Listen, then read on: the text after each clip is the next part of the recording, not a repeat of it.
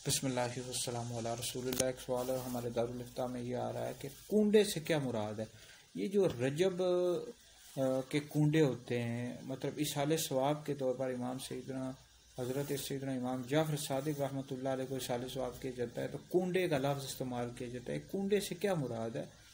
तो कूंडे से मुराद या तो मिट्टी का बर्तन है या एक धात होती है, धात का बर्तन, इससे मुराद है कूंडे।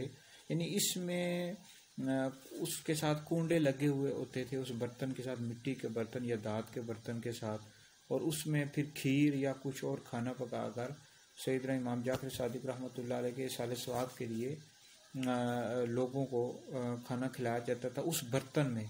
उस बर्तन को कूंडा या कूंडे कहा जाता है। तो इससे मुराद ये होता है नहीं मट्टी या धात का बर्तन।